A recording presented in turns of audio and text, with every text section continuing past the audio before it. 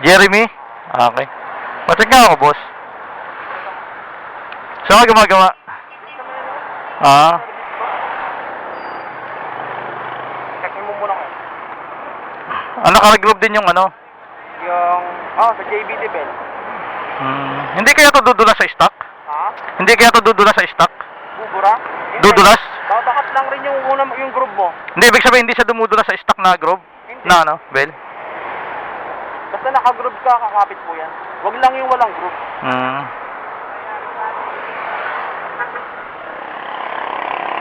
Okay, okay na to. Ay, yung plastic, pahinga ko plastic.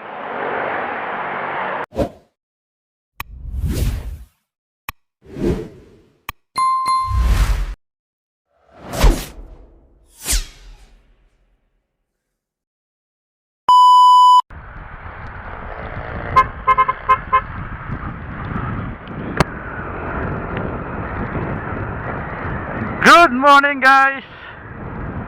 Gandang umaga sa ating lahat. So isang makulimlim na araw na umaga sa ating lahat, mga idol. Sana hindi umulan. Sana pagdating ko ng trabaho tsaka ka pa bumagsak. Wag muna ngayon. Makulimlim, oh. Ang kapal ng ulap. Ay, sana hindi bumagsak agad. So ayun, ang oras natin 8:39 at meron akong kakatagpuin, mga bossing.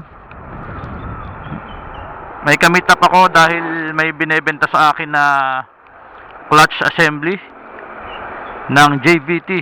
So medyo mahal yung brand new. Good as nyo naman yung binebenta niya sa akin dahil almost 1 month pa lang daw nagagamit. At nakita ko naman dun sa kanyang mga sinend na picture, makapal pa talaga yung clutch lining, kaya hindi na masama. Okay, tawagan ko lang.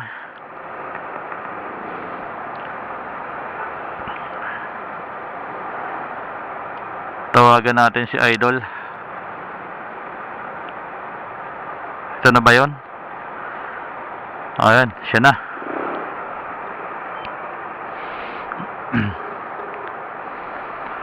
Hello, boss. Good morning. Hello, ako yung kausap mo dun sa sa clutch assembly. Kakalis ko lang ng bahay, boss. Saan ba kayo banda?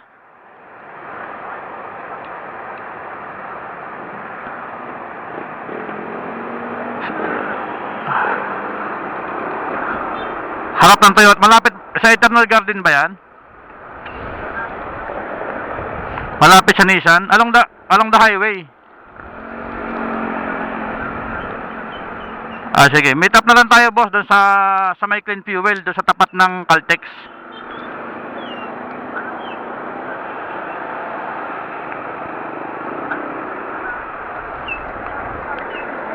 Alin po, alin? Hindi ko madadaanan yata eh. Unitown? Hindi po, kahit sa kanto na lang po ng papasok ng Nissan, kung nasa Nissan kayo. Okay, tawagan kita, boss, pag nasa may Coca-Cola na ako. Okay, thank you.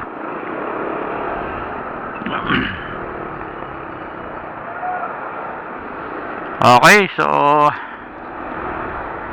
nasa Nissan pala siya. Alright, kailangan natin magmadali, baka umulan. Wala tayong dalang kapote. Unang ulan sa buwan ng March, kung sakasakali. Kung sakasakaling babagsak, pero feeling ko umuulan na sa ibang lugar eh. Ayun, oh.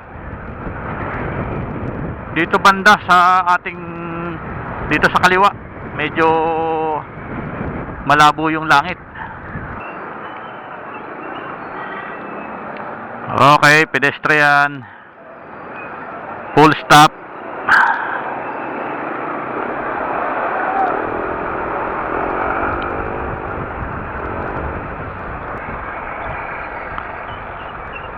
Oh my goodness, nakalimutan ko mag-withdraw. Di bale, may dalawang China bank pa tayo madadaanan. Ayan na. Umaambon na mga idol. Umaambon na, pumapatak na. Huwag kang tutuloy. Parang awa mo na. Wala akong dalang kapote. So mayroong isang China bank dito. Kaso tatawid pa tayo sa kabila. So doon na lang tayo sa Binyan. Dalawang sunod yung China bank doon na madadaanan natin. Kung sakasakali.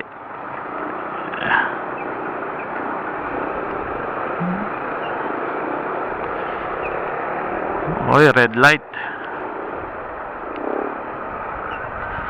Wala mo, biglang umambon. Tay tayo dyan. Biglang umambon. Sana ganyan na lang, wag nang lumakas.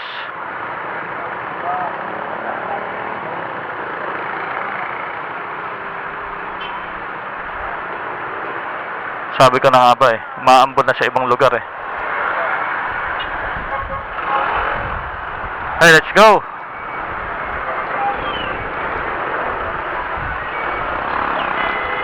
Nako. Si kuya talaga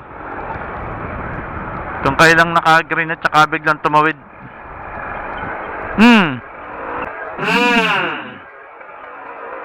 Nako ngayon. Nabulaga siya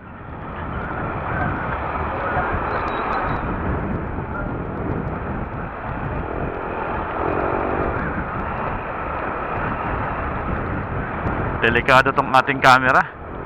Magmo-moist na naman tong camera sa harap natin.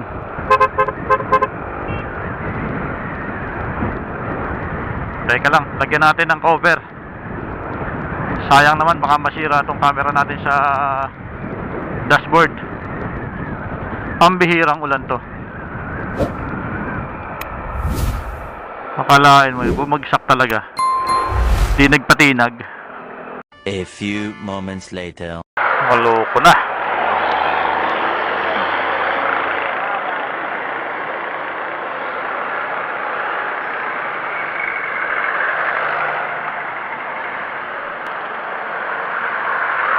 Lumalakas talaga. Let's go. Walang pag-asang huminto to.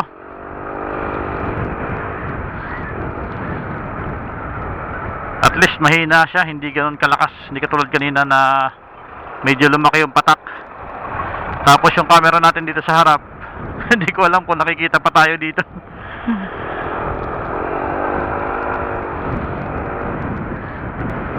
Ito na yung China Bank. Mag-withdraw muna tayo dito para meron tayong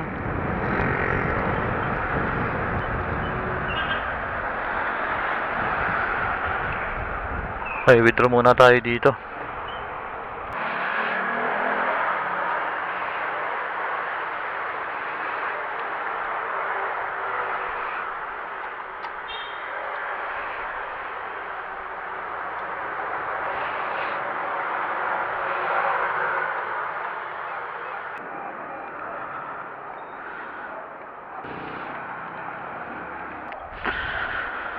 Okay, dire-diretso tayo.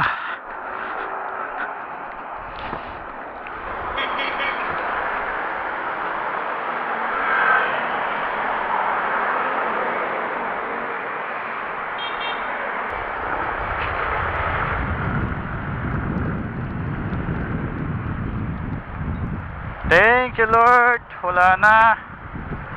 Konting-konting ambon na lang. Hopefully tuluyan ng tumigil to.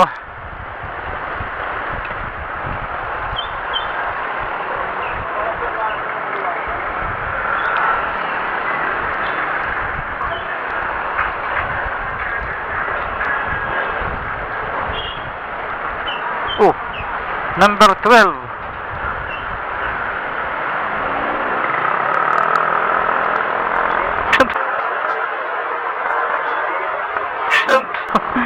Ang agang nakainom nito Alas 9 pa lang, lasing na.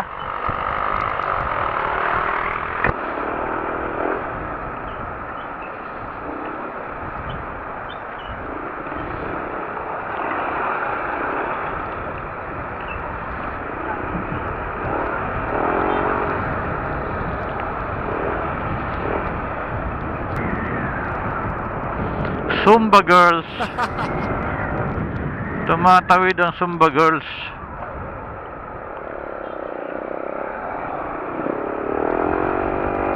Yan, pag may mga ganyang tumatawid sa pedestrian, so kailangan natin pagbigyan yan. Huwag tayo makipag-unahan sa kanila. Dahil ang pedestrian ay para sa mga tumatawid talaga. Yung mga guhit-guhit na yan sa kalsada, mayroon po yung ibig sabihin. Hindi yan basta inilagay dyan, naguhit, para palamuti. Ito yata sa kabila.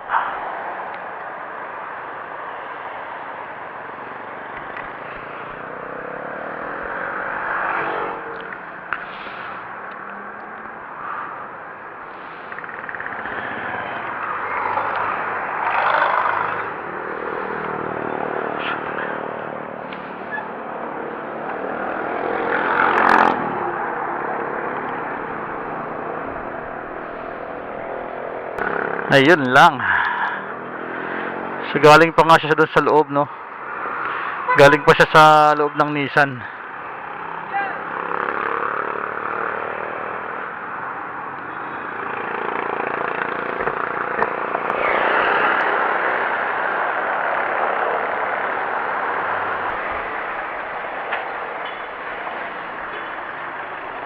Wasak.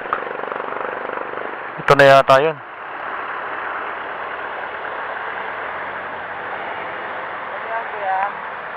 Jeremy? Okay. Pacheck nga ako, boss. Saan ka gumagawa? Ah. Check mo muna kayo. Naka-regroup din yung ano? Yung, sa JBT Bell. Hindi kaya to dudulas sa stock? Ha? Hindi kaya to dudulas sa stock? Bubura? Dudulas? Babakat lang rin yung group mo. Hindi, ibig sabihin hindi siya dumudulas sa stock na group? Hindi. Na ano, Bell? Basta naka-group ka, kakapit po yan. Wag lang yung walang group.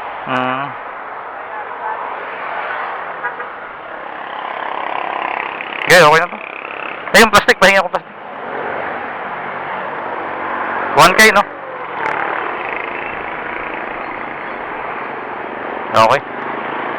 Salamat, boss. Thank you.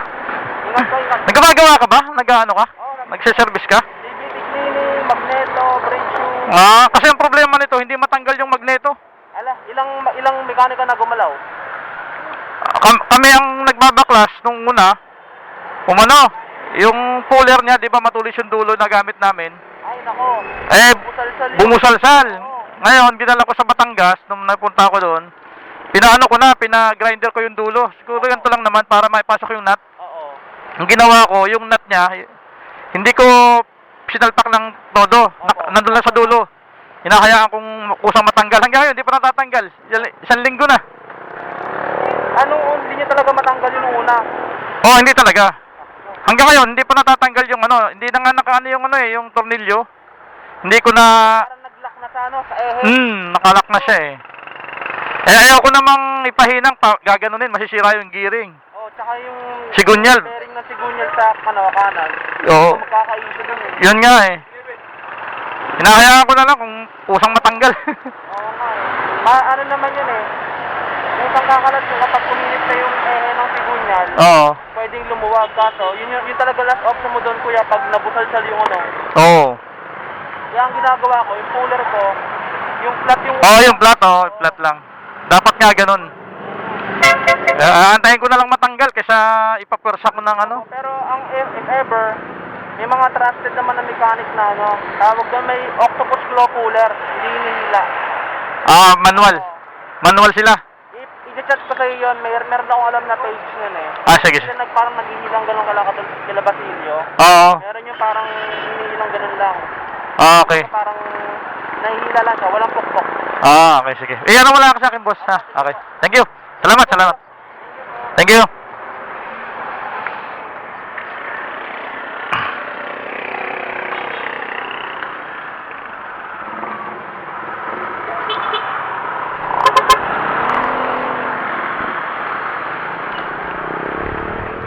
Alright.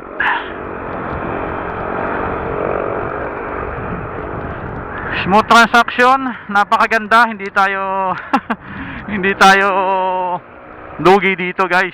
Sobrang ganda nung nabili natin. Walang bawas yung kanyang clutch lining. Alagang as in bago halos, no? Good as new, tama nga yung sinabi niya. At the same time, naibigay niya sa atin ng 1,000. Yung asking price niya, mga bossing, dito is 1,900 talaga 3 days ago. Kaya lang medyo budgeting tayo hanggang bumaba siya ng 1,600. So hindi ko pa rin siya pinansin. Then kagabi nag-text siya sa akin, siguro mga 11 o'clock na yon ng gabi. Sabi niya kung 1,000 daw ibibigay niya sa akin kasi may hinahabol siyang Hertz na pulley, meron siyang bibilhin para mag-upgrade siya. So yun, ngayon nagkasundo kami sa 1,000 at yun, napakaganda. Goods na goods talaga, sobra ganda nung assembly niya. So mapagkakatiwalaan yung ating transaction ngayon. At salamat kay Sir Jeremy dahil na ibigay niya sa atin ng mas mura sa napakababang presyo. Napakagandang transaction. Nice. So shout out kay Sir Jeremy. Gumagawa rin pala siya, mga bossing. Nagse-service, home service. So yung mga gustong magpa-cleaning ng mga panggilid ninyo na wala kayong time na lumabas, so yun, pwede nyo siyang kontakin. Bibigay ko sa inyo yung kanyang messenger. Lalagay natin dito yung kanyang messenger account para kontakin nyo siya. Ayan, para naman makatulong din tayo kay sir sa napakagandang presyo na binigay niya sa atin. So guys, sa mga hindi nakakaalam, yung kasing JVT na napakasikat sa ngayon, ang clutch lining pa lang niya is umaabot na ng 1,400, no? Clutch lining pa lang yun, guys. Hindi pa kasama dun yung mismong courier o yung pinagkakabitan. Hindi pa rin kasama dun yung kanyang rubber damper o yung damper at saka yung clutch spring. Ang clutch spring, guys, ng isang yun, yung sa clutch, separate mo siya bibilhin, umaabot din siya ng siguro pinakamura niyan mga 800 pag JVT, no? Sa JVT brand. Tapos yung damper niya, I think baka nasa 400 to 500 ang damper niyan. Set yun, yung tatlo. O, di ba? At ang maganda pa ron, kasama na yung kanyang courier. So as in set or yung tinatawag na clutch assembly talaga yung nabili natin. Kaya sobrang thank you kay sir. At hindi ako napahiya, hindi tayo nagsisi na bilhin natin yung kanyang item, no? Dahil kung bibili ako pa isa-isa, magagastusan tayo, sobrang mahal. Eh hindi naman ako ganoon ka tawag dito, yung para gumastos sa motor ng ganong kamamahal. Ang sa akin lang, gusto ko mawala yung dragging. Kasi nga itong aking kinabit dito is murahin talaga. As in, clutch assembly rin yung aking kinabit dito. Nabili ko siya online sa Lazada. Nasa 260 plus lang. Diba? Sobrang mura niya. Saka makakabili ng clutch assembly na 200 plus na hahanapan mo ng magandang kalidad, 'di ba? Siyempre hindi. Alam ko naman nasa una pa lang nung o-orderin ko pa lang na hindi magiging maganda yung quality ng takbo ng ating motor. Sa una, maganda siya kasi nga bago pa, hindi pa napupudpod yung clutch lining. So ngayon, I think pudpud na yung lining natin kaya nagkakaroon na siya ng dragging. So itong nabili natin kay Sir Jeremy, hopefully pag kinabit natin ay tatama ng maayos yung ating clutch bell doon sa kanyang clutch lining. Kumbaga, sana mag-engage ng maayos para mawala yung dragging. Okay naman tong motor ko ngayon. Yung una lang, yung arangkada lang talaga yung may konting dragging. So parang tinatamad ako pag ganun. Gusto ko yung pagpihit ko ng silinyador, kagat-kagat. Kasi medyo mabigat po ako. Nasa 79 kilos ako, 5'9 and a half ang aking height.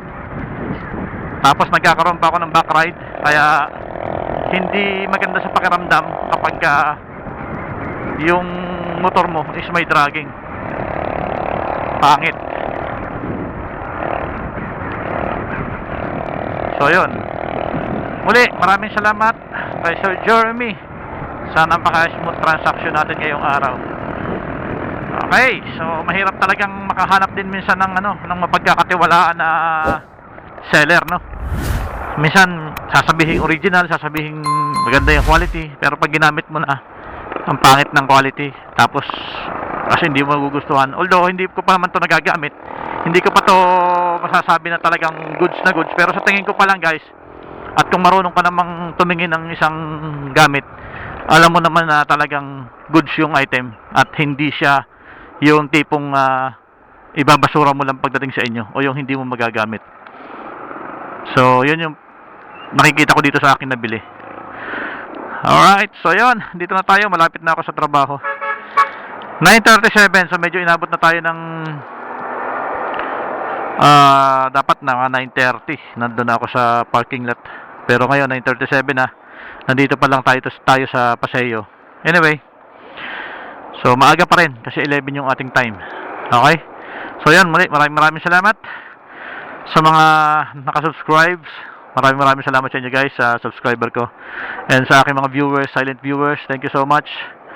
So yun, dito ko na lang tatapusin itong video na to.